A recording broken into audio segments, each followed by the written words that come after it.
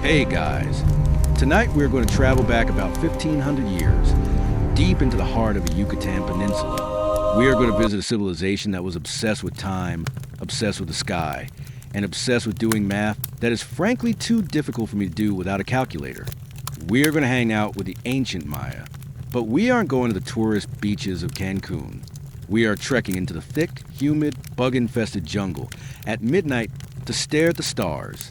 It sounds romantic, but realistically, you probably wouldn't survive the first night without a guide because the jaguar population was much healthier back then. So, before you get comfortable, take a moment to like the video and subscribe, but only if you genuinely enjoy what I do here. It really helps the channel, and it pleases the rain gods, probably. Also, I'd love to know where you are watching from tonight. Drop a comment down below with your city and the current time. It's always fascinating to see how we are all connected by the same sky, just at different hours. Now, dim the lights, maybe turn on a fan for that soft background hum, and let's ease into tonight's journey together. You are standing at the edge of a dense tree line. The air is thick. It's not just humid. It feels like you are walking through warm soup. You are in the lowlands of what we now call Guatemala, or perhaps southern Mexico, during the classic period of the Maya civilization. The year is roughly 700 AD. You might expect the jungle at night to be quiet, a place of hushed whispers and sleeping birds. You would be entirely wrong. The jungle at night is a cacophony. It is louder than a construction site in Manhattan. There are millions of insects buzzing, cicadas that sound like electric drills, crickets that sound like rusty hinges. Every few minutes, a howler monkey lets out a scream that sounds suspiciously like a dinosaur or a demon in agony. It echoes through the canopy, vibrating in your chest. But you are safe for now, because you are walking on a sakpi. A sakpi, or white way, is a marvel of engineering that you can feel under your sandale feet. It is a raised, paved road, coated in white limestone stucco. In the moonlight, it glows. It looks like a ribbon of luminous milk cutting through the dark ocean of the forest. This isn't a dirt path. It is a highway built up several feet above the swampy ground, level and smooth. You are walking on a result of thousands of hours of labor, stone crushed and burned to create a surface that reflects the moonlight, so well that you don't even need a torch. As you walk along this glowing road, the humidity clings to your skin. You are sweating. Everyone here is sweating. It is a permanent state of being. The smell is intense, a mixture of rotting vegetation, sweet orchid nectar, wood smoke from distant hearths, and the sharp, mineral scent of wet limestone. Ahead of you, the trees suddenly break, and the sky opens up. You have entered the city plaza. It is massive. To your left and right, enormous stone pyramids rise out of the earth like man-made mountains. They are coated in red plaster, though in the dark they look like looming gray shadows. At the very top of the tallest temple, a fire is burning, a tiny orange spark against the vast, crushing blackness of the sky. You are likely in Tikal or perhaps Calakmul. These weren't small villages. They were metropolises. Historians and archaeologists are actually still arguing about just how many people lived here.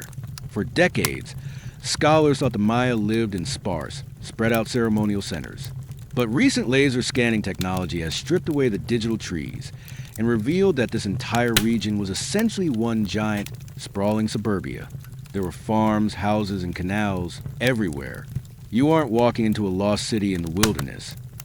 You are walking into a bustling downtown that just happens to be made of stone. You walk past a stela, a tall stone slab carved with the face of a king. He looks intense, holding a scepter, standing on a captive. But you aren't here for politics. You are here for the sky. You look up. The sky here is not the sky you're used to. Without light pollution, no street lamps, no car headlights, no neon signs. The stars are aggressive. They don't twinkle, they burn. The Milky Way isn't a faint smudge. It is a thick, bright cloud that looks like it is texture, like ripped cotton stretching from horizon to horizon. It feels heavy, as if it's pressing down on the tops of the temples. You make your way toward a specific building. It's not the tallest pyramid, but it's the strangest one. It sits on a high platform, and unlike the square, rigid architecture of the temples, this one is round. It looks like a stone wedding cake, or perhaps a snail shell spiraling upward. This is the observatory. As you approach the base of the steps, you notice a small, weird detail. The steps are incredibly steep and narrow. Your feet are likely too big for them.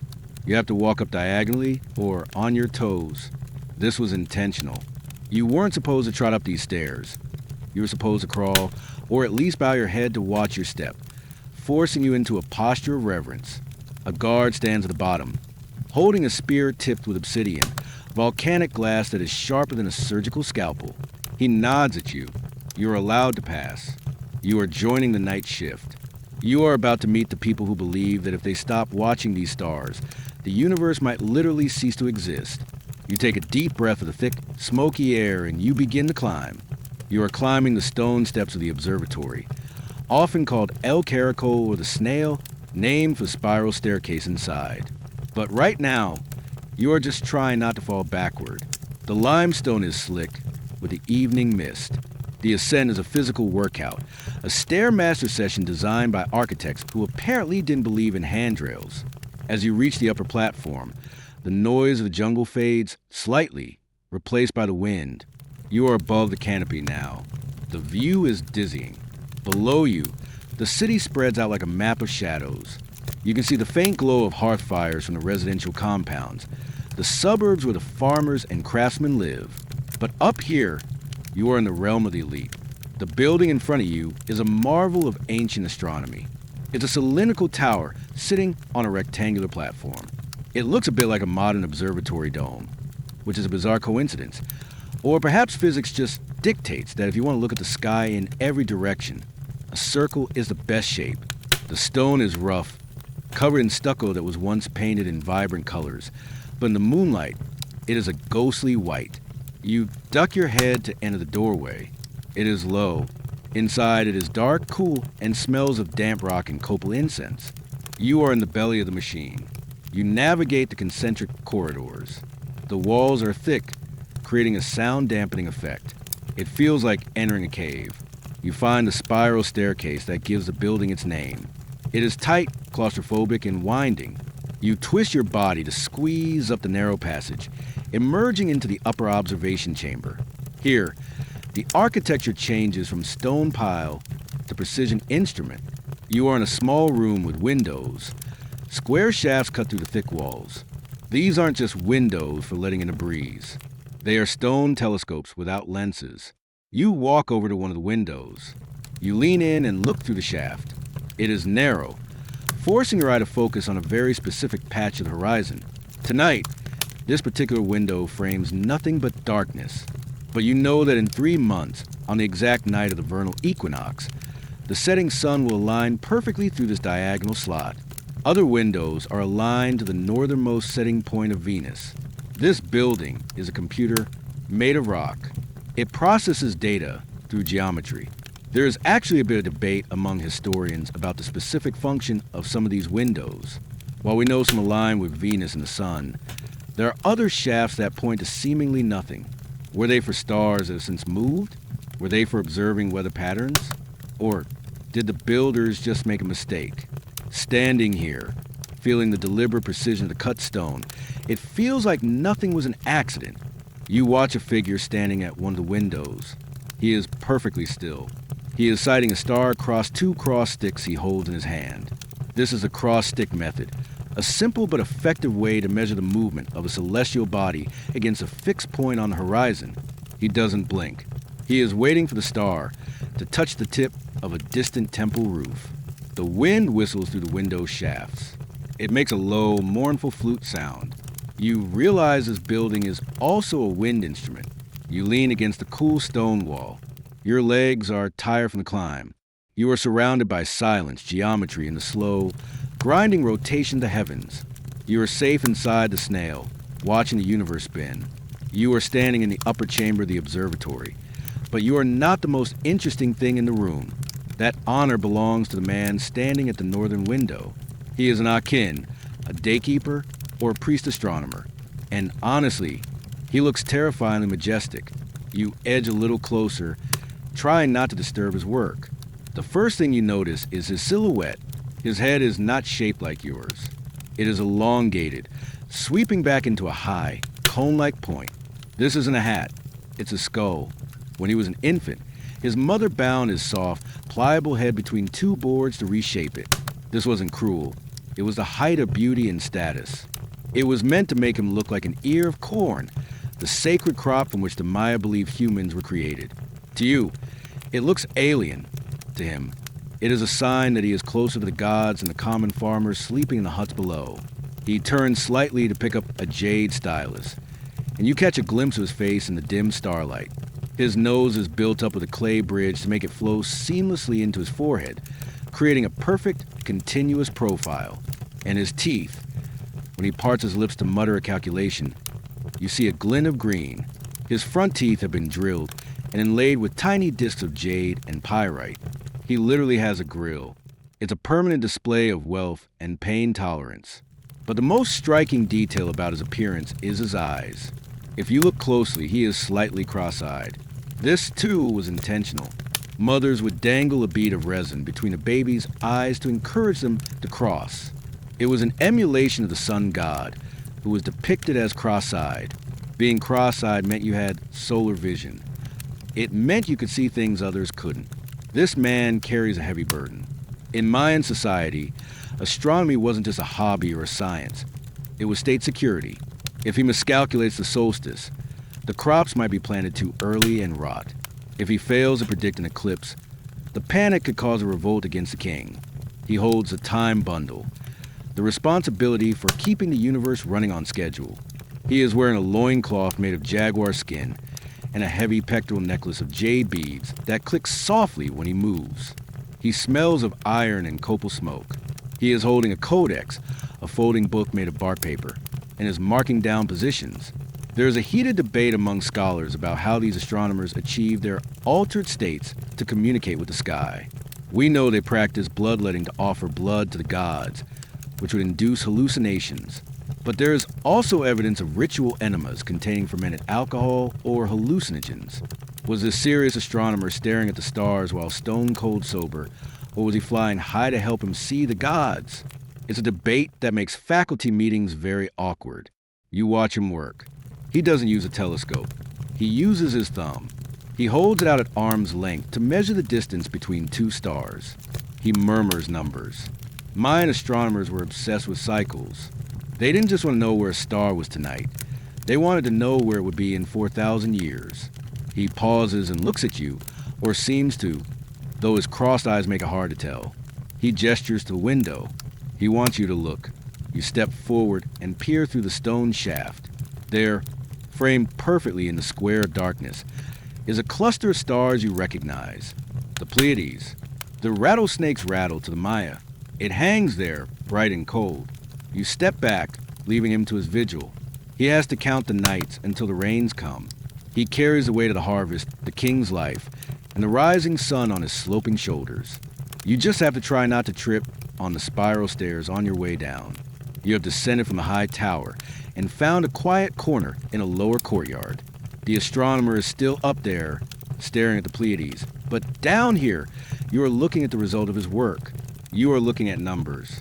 Spread out on a woven mat on the stone floor are the tools of the trade, but there are no calculators, no slide rules, and certainly no Arabic numerals. The Maya did math with three things: a shell, a dot, and a bar. You sit down on the cool limestone. Let's do some boring math for sleep.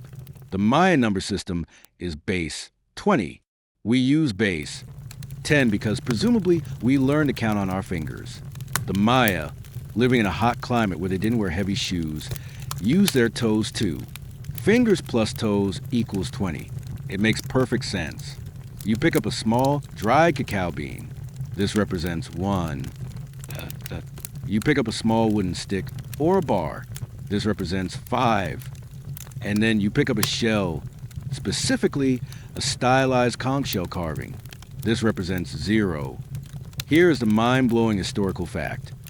The Maya developed the concept of 0 centuries before Europeans did. While the Romans were struggling to do complex math with clumsy numerals, the Maya were doing advanced astronomical calculations with ease because they had a placeholder for nothing. It is a profound philosophical concept turned into a tool. The shell represents the empty seed pod, the moment before life, the void. You watch a scribe, an apprentice astronomer, arranging these items. He is doing a calculation for the position of Mars. He places 3 beans in a row. That's 3. He places a stick under them. That's 5 plus 3, which is 8. He places another stick. That's 13. It's a stackable system. It's incredibly visual. You don't write numbers. You build them like Lego bricks. But here's where it gets trippy. When he gets a 20, he doesn't use a new symbol. He moves up a level. It's a positional system like ours, but instead of reading left to right, the Maya read bottom to top. The bottom row is the ones. The next row up is the 20s. The next row up is the 400s. And so on. You watch his hand move rhythmically. Clack, clack, clack. Bean, bean, stick. He creates a pile that represents the number 5,125. To you, it looks like a pile of debris. To him, it is a precise date. Weirdly enough, cacao beans weren't just counters, they were money. So, doing math was literally counting cash. If you got hungry during a long night of astronomy, you might accidentally eat your ones column. The apprentice is counting specifically for the Mars beast. The Maya calculated the synodic period of Mars as 780 days. Modern science says it is 779.9 days. They were off by a rounding error. They did this without lenses, without clocks, just by stacking beans and sticks for hundreds of years and averaging the results. You stare at the shell symbol for 0. It's beautiful. It looks like a closed eye or a spiral. It implies that 0 isn't just an absence of quantity, but a completion. The cycle is done. The shell is empty, ready to be filled again. The rhythm of the counting is hypnotic. Click, click, thump. It's the ASMR of the ancient world. You are watching time being constructed physically. The humidity in the courtyard is rising. The beans feel sticky in your hand. You place a single bean on the mat. 1. You place a shell next to it. 0. 20. You are learning. You are speaking the language of the cosmos, using the currency of chocolate. It feels logical. It feels grounded. You leave the quiet clicking of the cacao beans and walk toward a large, open pavilion. In the center, illuminated by flickering torches, is a massive stone wheel, or rather, a carving of one. This is the heart of the obsession. This is a calendar. But calendar is the wrong word. It implies a single wall chart. The Maya didn't have a calendar. They had a machine made of time. They had gears within gears. You stand in front of a carving that depicts this mechanism. Imagine 2 cogwheels. The first wheel is small. It has 260 teeth. This is the tzalkin, the sacred round. It is the spiritual calendar. The second wheel is larger. It has 365 teeth. This is the hob, the civil calendar. It measures the solar year. These 2 wheels are locked together. As they spin, the teeth mesh. Because the wheels are different sizes, it takes a long time for a specific combination of days to repeat. Exactly 52 years. To be precise, this is the calendar round. You try to wrap your head around this. Imagine if our week and our month were 2 separate spinning gears, and you only celebrated your true birthday once every 52 years when the gears line up again. That moment was terrifying. The Maya believed that at the end of a 52-year cycle, the world might end. The sun might not rise. They would smash all their pots, put out all their fires, and wait in total darkness for the new fire ceremony. Interestingly, the Hob calendar has a glitch. It has 18 months of 20 days. But the Earth takes approximately 365.24 days to orbit the sun. To fix this, the Maya added a tiny, miserable month at the end called Wayeb. It was 5 days long. The Wayeb was in nameless days. It was a time of pure bad luck. The portals to the underworld were open. Ghosts roamed the streets. It was essentially a supernatural version of that weird week between Christmas and New Year's where no one knows what day it is, except with more feared demons. You look closely at the glyphs representing the days. They aren't just words, they are faces. The day of Mix is a water lily monster. The day Simi is a skull. Time was living. You didn't just have a Tuesday, You are visited by the entity of Tuesday. You watch the priest tracing the cycle. He is looking for a lucky day to plant corn. He spins the mental gears. If he picks a day that clashes with the underworld lords, the corn will die. The complexity is soothing in a strange way. It's a perfect system. No leap years, mostly. No shifting weekends. Just an eternal, grinding machine of days. Tick-tock. The small gear turns the big gear. The big gear turns the universe. The stone carving in front of you is weathered. Moss is growing in the grooves of the 20-day month. It reminds you that even stone calendars eventually lose to deep time. But the math remains. The logic holds. The torches flicker. The shadows of the gears seem to move on the wall.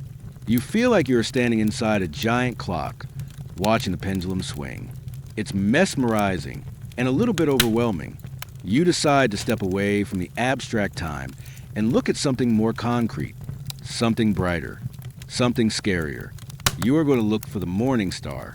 You leave the calendar pavilion and walk to the eastern edge of the plaza. The jungle canopy below is shrouded in mist, a white ocean in the moonlight. You are waiting for something specific to rise. You are waiting for Venus. In your world, Venus is the goddess of love. She is beauty and romance. In the Maya world, Venus is a man, and he is a serial killer.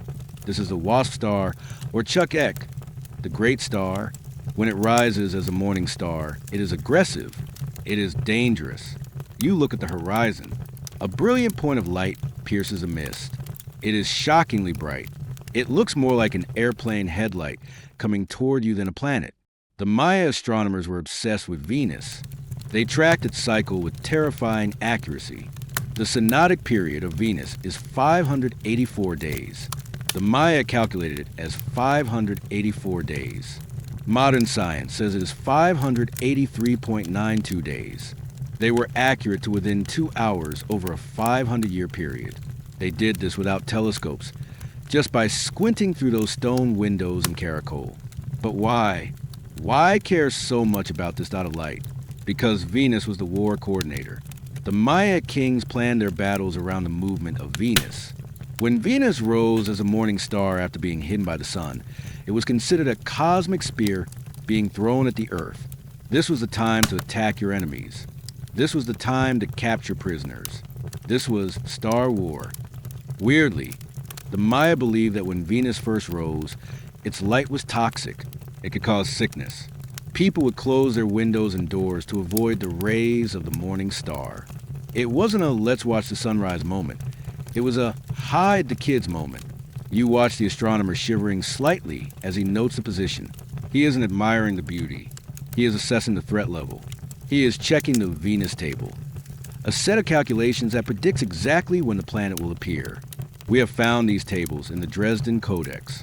It is pages and pages of Venus math. Did the Star Wars actually happen because of Venus, or did they just use Venus to justify wars they wanted to fight anyway? Some historians argue that the Venus cycle dictated the war schedule. Others argue that kings were pragmatic opportunists who just tweaked the calendar to make it look like Venus approved of their raid. It's the difference between religious zealotry and political propaganda. The light of Venus casts a faint shadow on the stucco floor. It's eerie. It's a cold, hard light. You imagine being a common farmer down in the valley. You wake up, see that bright light piercing through your thatched roof, and you feel a pit in your stomach. It means the king might call up the levies. It means the dry season might be harsh. It means the gods are armed. The astronomer mutters a prayer. He knows that Venus spends 8 days invisible before rising. That 8-day period of darkness was the scariest.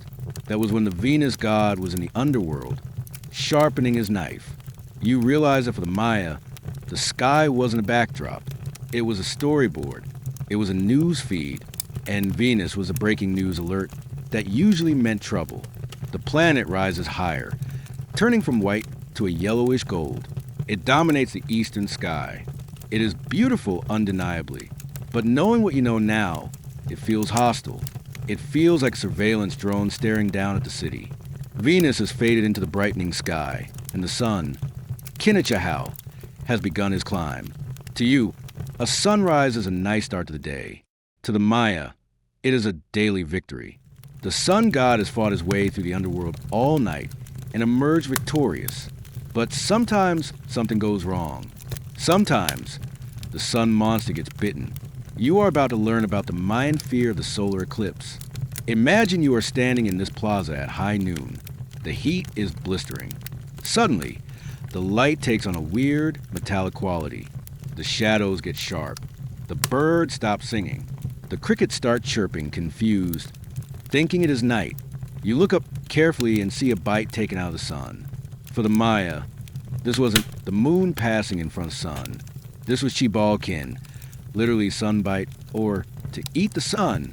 They believed a celestial beast, often a jaguar, a snake, or gigantic ant, was trying to devour the solar deity. If the beast succeeded, the world would plunge into eternal darkness. It was the apocalypse. So, the astronomers had to predict this, and they did, using the Dresden Codex. They worked out a table of 405 months spanning about 33 years. They identified the eclipse seasons, the windows of time where the moon's orbit crosses the sun's path. The Maya likely depicted the eclipse monster as star ants. Why ants? Because when you look at an eclipse, the sun looks like a cookie that has been nibbled on. Also, ants are relentless. During an eclipse, the rituals were loud. People would bang drums, smash pottery, shout, and make their dogs howl. The goal was to make enough noise to scare the beast away and make it spit out the sun. It was a cosmic noise complaint. You look at the astronomer. He is calm. He knows the math. He knows that eclipses run in cycles. But here's the twist. He can predict when an eclipse is possible, but he can't always predict if it will be visible in Tikal. An eclipse might happen over the Pacific Ocean. So, every time an eclipse station date arrived, the city held its breath. The priest would warn the king, the sun might be eaten today. If the eclipse happened, the priest was a genius who warned them. If the eclipse didn't happen, the priest claimed credit. My rituals worked. I scared the ants away before they could bite. Did the Maya understand that the moon was a rock blocking the sun?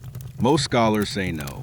They understood the cycle and the math perfectly, but they likely still viewed it through a mythological lens. They mastered the when without needing the how. You imagine the terror of a total eclipse. The temperature drops. The stars come out in the middle of the day. For a culture dependent on the sun god for corn, this is the ultimate betrayal. The order of the universe is broken. You look at the sun now, blazing high and safe in the sky. It seems so permanent. But the Maya knew it was fragile. They lived in a state of constant cosmic maintenance. The astronomer puts away his solar charts. The danger has passed for today. The sun is whole. The ants are hungry, but they are waiting for another cycle. You turn your gaze from the sun and let your mind drift back to the night sky. Specifically, you think about the moon. In your culture, when you look at the full moon, you might see a face. You see the man in the moon. But if you were a Maya standing here in 700 AD, you wouldn't see a man. You would see a rabbit. Specifically, a jumping rabbit. You look up at the imaginary moon in your mind. Look at the dark craters. If you squint, the dark patches really do look like a rabbit in profile, leaping to the left. The ears are the darker seas at the top. The body is the sea in the middle. For the Maya, this wasn't just imagination, it was theology. The legend goes that in the previous creation of the world, a humble god jumped into the fire to become the sun. A second god hesitated, then jumped in to become the moon. But the second god was too bright. He rivaled the sun. So, the god threw a rabbit at his face to dim his light. The imprint of the rabbit remained forever. You are looking at a celestial bruise in the shape of a bunny. The moon goddess, Nine Shell, is often depicted holding this rabbit. She is a complicated figure. She isn't just a serene lady of the night. She is the goddess of childbirth and medicine, but also of floods and destruction. She is fickle, just like the moon changes its face every night. She changes her mood. You watch the astronomer. He is obsessed with the lunar synodic month. The moon takes approximately 29.5, 3 days, to cycle from full to full. But the Maya didn't use fractions. So, they create a formula of alternating months. 1 month of 29 days, followed by a month of 30 days. It averages out perfectly. Weirdly, the Maya connected the moon directly to biology. They noticed that the human gestation period is almost exactly 9 lunar months. So, the moon wasn't just a rock, it was a cosmic midwife. Every time the moon grew full, it was like a pregnancy coming to term. The astronomer is checking a specific table. He wants to know the lunar age. He isn't just checking if it is full. He wants to know exactly how many days have passed since the last new moon. There's a bit of a debate about the rabbit scribe imagery found in Maya art. We see many images of a rabbit sitting on the moon, holding a stylus and writing in a book. Does this mean the rabbit was a keeper of history? Or does the rabbit represent a trickster figure? Is the moon a library or a prank? We aren't sure. But looking at the moon, knowing a rabbit is up there writing down the history of the world, makes the night sky feel a little more populated. You feel a cool breeze. The moon is a source of cold light. The Maya believed the sun was hot and the moon was cold. They were the cosmic couple, constantly chasing each other, occasionally fighting, but always dancing. You realize that your calendar, the one on your phone, is solar. It ignores the moon completely. The Maya lived in a lunisolar world. They had to balance the two. But standing here, watching the moonlight turn the limestone pyramids into glowing white ghosts, you understand why they bothered. The sun gives life, but the moon gives magic. You shift your eyes away from the bright rabbit moon and look up at the spine of the sky. Stretching from the north horizon to the south is a massive, cloudy river of light, the Milky Way. To you, it's a galaxy. To the Maya, it is the Wakachan, the world tree, or sometimes the white road. This is the most dominant feature of the night sky in the rainforest. Without light pollution, the Milky Way casts a shadow. It is that bright. You are looking at the road to Xibalba, the underworld. Imagine the sky as a map. The Maya saw the Milky Way as a giant canoe path. When the Milky Way is oriented east-west, it is a cosmic canoe carrying the maize god across the sky to the place of creation. When the Milky Way rotates to stand north-south, it becomes the world tree, an erect tree connecting the underworld, the earth, and the heavens. The sky wasn't static. It was a rotating set piece.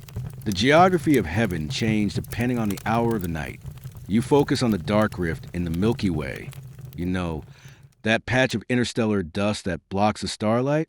It looks like a black crack running through the White River. The Maya called this the Great Cleft. To them, this was an empty space. It was a mouth. Specifically, it was a mouth of the cosmic monster or the entrance to Xibalba. It was the birth canal of the universe. The Maya synchronized their king's accession ceremonies with the alignment of the Milky Way. When the Milky Way was vertical, the king would stand on his pyramid. He would become the living embodiment of the axis of the world. He wasn't just a guy in a hat. He was the trunk of the universe. If he fell, the sky would fall. You watch the astronomer trace the path of the white road. He believed that when you die, your soul has to hike along this starry path. It is a dangerous journey. The stars aren't just lights. They are waypoints on a survival map for the soul. You feel the vastness of that white river. It looks like smoke. The jungle around you mirrors the sky. The trees here are tall, with massive buttress roots. The ceiba tree is sacred because it looks like the Milky Way when it stands vertical. The Maya lived in a fractal universe. The forest was a reflection of the stars, and the stars were a reflection of the forest. Below you, in the cenotes, the water reflects the Milky Way, so you have the river of stars above, and the river of water below. You are sandwiched between two infinities. You have looked at the bright stars, and you have looked at the cloudy river, the Milky Way. Now, the astronomer wants you to look at something else. He wants you to look at the nothingness. He wants you to see the animals hiding in the dark. In Western astronomy, we connect the bright dots to make shapes. In Maya astronomy, they also used dark constellations. They looked at the black, amorphous shapes created by the interstellar dust clouds within the Milky Way. They focus on the negative space. You stare at the Milky Way again. The astronomer points to a large, dark blob near the Southern Cross. The toad, he whispers. You squint. You try to unsee the stars and focus on the shadow. Suddenly, it pops out. A fat, squat toad sitting in the river of light. He points to another dark streak. The crocodile. And another. The skeleton. The sky is teeming with shadow creatures. This is a fundamental shift in perception. Western thought focuses on light. The star is the thing. Mayan thought focuses on a relationship between light and dark. The shape is defined by what is not there. The astronomer is using these dark clouds to tell time. As the Milky Way rotates, the toad jumps toward the horizon. The crocodile dives. You stare into the blackest part of the sky. It feels heavy. The Maya believed that these dark patches were entrances. They were holes in the sky curtain. If you could fly up there, you could slip through the darkness and end up in the place where the ancestors live. It's not empty space. It's deep water. The sky was an ocean. The stars were just foam floating on top. The darkness was a depth. You feel a shiver, not from the cold. It's still humid, but from the concept. We look at space and see a vacuum. They looked at space and saw an ocean. You are walking on the bottom of the sea, looking up at the belly of a crocodile made of shadow. The jungle noises around you, the actual toads croaking, the actual bats fluttering, seem to sync up with the sky. The animals on Earth are just reflections of the shadow animals in the heavens. You leave the shadows of the Milky Way and return to the realm of hard numbers. You are about to face the long count. This is the mental tool that allowed the Maya to time travel. Most ancient cultures had calendars that cycled every year, or maybe every 50 years. The Maya wanted a calendar that could track time since the beginning of the universe. They established a zero date, roughly August 11th, 3114 BC. Why this date? We aren't sure. It precedes the Maya civilization by thousands of years. It might be a mythological date of creation. The astronomer shows you a stela, a stone monument. The numbers are carved in a column. It works like an odometer in a car. Kin is 1 day. Winal is 20 days. Ton is 360 days.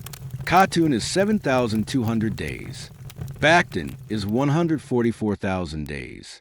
You are standing in the 9th Bacton. But the Maya didn't stop at the Bacton. They had units that went way higher. Picton is 8,000 years. Alaughton is 63 million years. At one site, there is a stela that counts back 90 million years. Why did a Stone Age civilization need to count back to the time of the dinosaurs? Because it gave the king legitimacy. I am not just a king for today. I am the king celebrating the anniversary of an event that happened 400 million years ago. It projected their power into deep time. It made them feel eternal. You try to imagine the mental state of a people who think in blocks of 400 years. We think in 4-year election cycles or 10-year decades. They thought in Khatuns and Bactons. A prophecy wasn't for next week. It was for the next Bacton. This leads to the end of the world 2012 myth. The long count is a cycle. When it hit the end of the 13th Bacton in 2012, it didn't stop. It reset. It's like saying the world ends on December 31st. No, you just buy a new calendar. The hysteria was entirely a modern Western invention, projecting our own fears of apocalypse onto an ancient math problem. The astronomer touches the glyph for the Bacton. It is a bird. The bird of time carrying the burden of the years. He looks calm. To him, you are just a blip in the day column. You feel small, but it's a good small. You are part of a massive, well-oiled machine that has been ticking since 3114 BC and will keep ticking long after you are gone. You leave the Grand Plaza and the massive stone stele behind. You enter a smaller, more secluded compound. This is the Royal Library or the House of Scribes. The smell here is different. It smells of smoke, glue, and earth. You are about to witness the creation of a codex. You might think of ancient paper as Egyptian papyrus, but the Maya used a madi, bark paper. You watch a worker stripping the inner bark from a wild fig tree. He soaks it in lime water to break down the fibers. Then, he lays the fibers on a smooth stone and beats them with a stone mallet. Thump, thump, thump. He is felting the wood. He beats it until it fuses into a thin, durable sheet. Then, he coats it with a layer of white lime plaster. The result is a long, white Smooth strip of paper. He doesn't roll it up like a scroll. He folds it like an accordion. You walk over to the master scribe. He holds a brush made of animal hair. He dips it into a conch shell ink pot. The ink is collected from burning resinous wood, mixed with water and glue. He paints with incredible precision. The glyphs flow from his brush. He isn't just writing. He is drawing pictures. A god's face, a number, a jaguar. He is copying what will eventually be known as the Dresden Codex. You look over his shoulder. You see the Venus tables. You see the eclipse tables. This isn't a storybook. It's an almanac. It's a scientific reference manual. It tells a priest, on this day, Venus rises. On this day, offer turkey. On this day, don't travel. Sadly, most of these books didn't survive. But the biggest tragedy wasn't the humidity. It was a fire. In 1562, the Spanish Bishop Diego de Landa gathered all the Maya books he could find in the Yucatan and burned them. He declared them works of the devil. Today, only 4 Mayan codices remain in the entire world. 4. You are watching him write one of the ghosts. The scribe pauses to sharpen his brush. He looks at you. He points to a glyph. It looks like a grid. Mathematics. He is encoding the movement of the galaxy onto a piece of tree bark. You feel a sense of preciousness. This book is a lifeboat for knowledge. If the civilization falls, if the stone cities are abandoned, this book can be folded up and carried in a bag. The knowledge can survive the collapse. You leave the scribe to his painting and walk out of the city center. You follow a path into the jungle until the ground opens up. You are standing at the edge of a cenote, a sinkhole. The Yucatan Peninsula is a giant shelf of limestone. There are no rivers on the surface. The water runs underground, eating away the rock until the roof collapses, exposing the groundwater. This is a natural well. It is a circle of black water, surrounded by hanging vines. The astronomer is here. He is staring into the water. He isn't looking for water to drink. He is using the water as a telescope. This is mirrors of water. If you look up at the sky for hours, your neck hurts. It is physically exhausting. But if you look down into a still pool of water, you can see the reflection of the stars perfectly. The water acts as a mirror. It dampens the twinkling caused by the atmosphere. The stars look steadier. To the Maya, this wasn't just a mirror, it was a portal. The reflection of the stars in the water was the underworld sky. When a star set below the horizon, it dove into the water. When you look at the reflection, you are looking into Xibalba. You see the Milky Way reflected. It looks like a white snake swimming in the black water. The astronomer drops a single jade bead into the water. Bloop. Ripples destroy the image of the stars. The universe shakes and dissolves.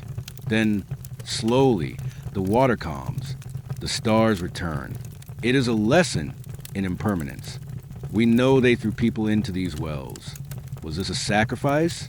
Some scholars suggest it was also an astronomical ritual, sending messengers to the stars that lived in the water. You realize that Mayan astronomy wasn't just about looking up. It was about looking down. It was about finding the connection between the sky and the earth. The water holds the sky. The earth holds the water. You are part of a connected system. You step out of the jungle timeline and fast forward. The year is now roughly 900 AD. The atmosphere has changed. The air is dry. Dust coats your throat. The lush, wet smell of the jungle is gone, replaced by the smell of withered corn and dry leaves. You are witnessing the collapse. The Great Maya Collapse isn't a single event. It wasn't an explosion. It was a slow, grinding failure. And it started with the sky. The rain stopped coming. For centuries, the astronomers had made a deal with the people. We track the stars. We perform the rituals, and the gods send rain. It worked until it didn't. A massive, multi-decade drought hit the region. The astronomer stands on the pyramid steps. He looks haggard. He checks the calendar. He checks Venus. He checks the Milky Way. The math says it should rain. The sky says no. You feel the tension in the plaza. The common people are staring up at the elites. They aren't looking with reverence anymore. They are looking with anger. You promised. The legitimacy of the kings was built on their ability to control the cosmos. If the cosmos is broken, the king is a fraud. We can see this drought in the stalagmites of the caves. Scientists have proven that a severe series of droughts hit exactly at the time the cities were abandoned. The Maya didn't just disappear. They voted with their feet. They looked at the dry reservoirs. They looked at the hungry king. And they walked away. They went north of the coast or south to the mountains. They left the stone cities to the jungle. You watch a ritual. It is desperate. The astronomer is screaming at Venus, but the sky is indifferent. The sun beats down, baking the limestone plaza. The reservoirs are green with algae. The time bearer drops the load. The complex long count dates stop being carved. The silence spreads across the map. One by one, the cities go dark. The gears of the calendar kept turning, but no one was left to win the clock. You feel the heartbreak of the astronomer. He dedicated his life to the stars. He memorized the cycles of millions of years, but he couldn't predict the climate change that would end his world. His math was perfect. His environment was not. You watch him place his jade stylus on the altar for the last time. He walks down the steps. He doesn't look back. The city empties out. The jungle waits at the edge, ready to move in. You are sitting on the steps of El Caracol, but it is no longer 700 AD. It is now. The paint is gone. The stucco has eroded, leaving the raw, pockmarked limestone. The wooden lintels have rotted away. The jungle has reclaimed the city. Huge trees grow out of the tops of the pyramids. Their roots wrap around the stone like giant snakes, holding the ruins together and tearing them apart at the same time. It is quiet, peaceful. The chanting of the priests is gone. Only the insects remain. The cicadas are still buzzing the same song they buzzed 1,000 years ago. You look up. The roof of the observatory has partially collapsed, leaving it open to the sky. But the windows, the stone shafts, are still there. You lean forward and look through the western shaft. And there it is, Venus, right where it is supposed to be. The empire fell. The kings died. The books were burned. But the math held up. The planet is exactly where the ancient astronomer calculated it would be on this night. The machine of the universe didn't care about the collapse of the civilization. It just kept spinning. You feel a profound sense of connection. You are looking at the same light that the guy with the jade teeth looked at. You are verifying his work 1,300 years later. He was right. NASA actually uses a Mayan eclipse data to calibrate the rotation of the Earth. The Maya recorded eclipses so accurately that we can tell how much the Earth's rotation has slowed down over the last millennium. Their work is still helping us understand the planet today. They didn't disappear. Their data survived. You sit back on the mossy stone. The humidity is still there. The stars are still aggressive. The Milky Way, the White Road, still stretches overhead, waiting to carry souls to the dark rift. The rabbit is still in the moon, writing his story. The ruins aren't sad. They are a monument to curiosity. They are a testament to a group of people who stood in the middle of a dense jungle, looked up at the confusing chaos of the night sky, and said, "I can figure this out." And they did. You close your eyes. You listen to the wind whistling through the stone shafts.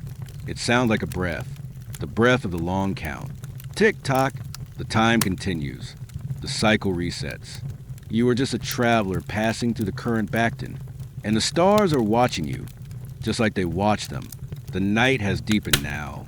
The sound of the jungle has softened into a steady, rhythmic hum, a lullaby of 1,000,000 tiny wings.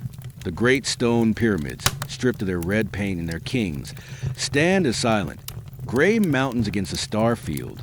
They are cooling down, releasing the heat of the day back into the atmosphere. Imagine yourself leaning back against the cool, rough limestone of the observatory steps. The stone feels solid and ancient beneath you, an anchor in the river of time. The heavy humidity of the rainforest has lifted slightly, leaving a fresh, earthy scent of moss and damp leaves. Above you, the great gears of the sky continue their slow, silent rotation. The Milky Way drifts westward, the cosmic canoe paddling gently into the night. The rabbit in the moon keeps his quiet vigil. Venus dips below the horizon, putting away his spear for the night. You don't need to count the days anymore. You don't need to worry about the sun rising or the world ending. The math has already been done for you. The cycles are turning exactly as they should. You are safe in the flow of deep time. Let your breathing match the slow pulse of the jungle. In and out, slow and steady, like the turning of a stone wheel. The darkness here isn't empty. It is a blanket. It wraps around the ruins, and it wraps around you. The ancient astronomers have gone to sleep. The scribes have put down their brushes. The city is at rest. And now it is your turn. Close your eyes. Let the stars spin on without you. The end. Good night.